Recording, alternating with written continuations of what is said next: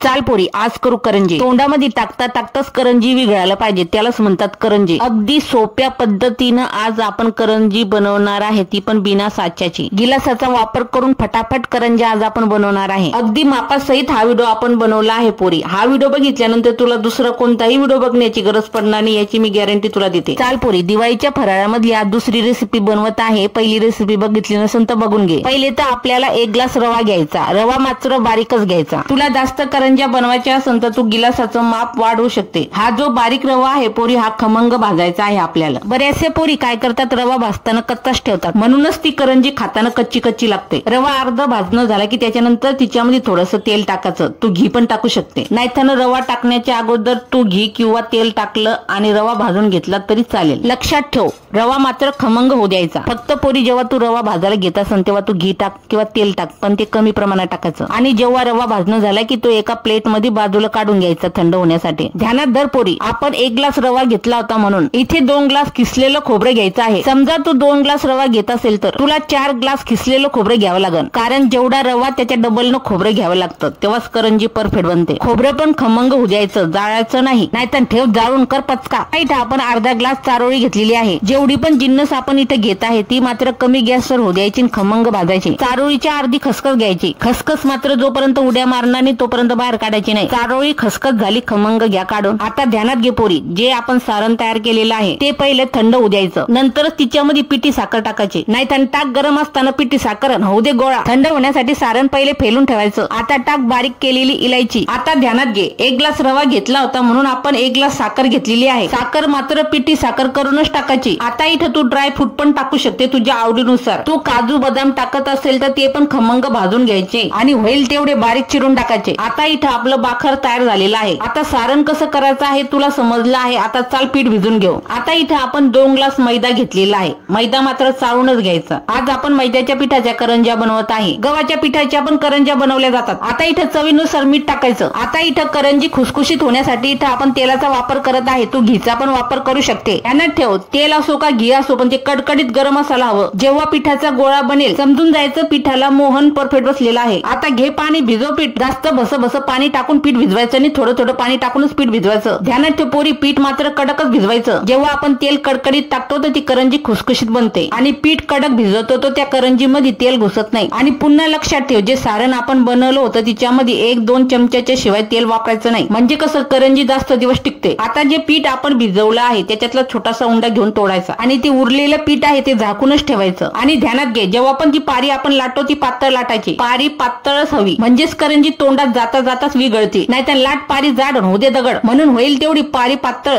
तेवढी पातळ लाटायचा प्रयत्न करायचा। हात दिसला पारीतून तर समजून जा तुमची पारी परफेक्ट झाली। चाल पोरी, आता घे 1 ग्लास। त्या गॅसवर ठेव एक ओला रुमाल। रुमालावर ठेव ही पारी ठेवली आता गिलासावर। टाक आता या पारीवर सारण। उलसक सारण भरायचं नाही, जेवढं मावन तेवढं सारण या पारीवर भरायचं। सारण भरल्यानंतर याची एक घडी करायची। कपड्यासहित घडी केली तरी चालेल पोरी। न साच्या वापरून इथं आपण करंज्या बनवत आहे। जुन्या काळातल्या बाया अशाच गिलासानं करंज्या बनवत होत्या। आता कपड्याच्या दाबानं अशी करंजी दाबून घ्यायची। आता त्या सायानं उरलेलं पीठ असं दाबायचं। अगदी सोपी पद्धत आहे पोरी। एकदा सवय लागली ना पोरी तर तू दनादन करंज्या बनवशील। साच्या पण लागणार नाही तुला कधी करंज्या बनवायला। आता रुमाल उचलून घ्यायचा। आता तुला दिसेल जिथं आपण दाब दिला होता ते पीठ खाली राहिला आणि आपली करंजी बाहेर निघलेली आहे। बघितलं का पोरी, किती सोप्या पद्धतीने आपण इथं करंजी तयार केलेली आहे। अशाच प्रकारे सर्व करंज्या तयार करून घ्यायच्या। लक्षात घे पोरी, जेव्हा तू करंजी बनवायला जाशील तर तुझ्याकडून करंज्या तुटतील पण ध्यानात घे, एकदा सवय लागली तर नाही तुटणार। म्हणून ध्यानात घे, करंजी तुटते म्हणून करंज्या करायचं नाही असं नाही, करूनच बघायचं। केलं की येतं आणि नाही केलं तर आयुष्यभर येत नाही। परफेक्ट करंजी बनवणं पोरी एक कला आहे, पण ती कला पहिले शिकावं लागल आणि शिकल्यानंतरच तुझ्याकडून परफेक्ट करंजी बनेल। आणि ध्यानात घे पोरी, 5-6 करंज्या झाल्या की लगेच तळायला घ्यायच्या। जास्त होऊ द्यायच्या नादात बसली तर करंज्या सुकून फुटायला लागतात। म्हणून तेलाची कढई गॅसवरच हवी। पहिले तर तेल चांगलं गरम करून घ्यायचं आणि एकच करंजी पहिले तळून घ्यायची आणि नंतरच सर्व करंज्या टाकायच्या तळायला। आणि लक्षात ठेव, तळताना फुल गॅस करायचा नाही, मीडियम गॅस ठेवायचा आणि कमी गॅस पण ठेवायचा नाही, नाहीतर तेल जाऊन बसन त्या करंजी मध्ये। आणि तुला असं वाटलं की तेल कमी गरम आहे तर काय करायचं, 1 मिनिटासाठी मोठा गॅस करायचा आणि पुन्हा मीडियम गॅस ठेवायचा आणि खरपूस होईपर्यंत करंज्या तळून घ्यायच्या। आता म्हणू नको येत नाही म्हणून, ह्या दिवाळीला करंज्या नक्की बनवायच्या। चला आता ठोक एक लाईक। चला बरं, झाल्या करंज्या, या दिवाळीचं फराळ कराल।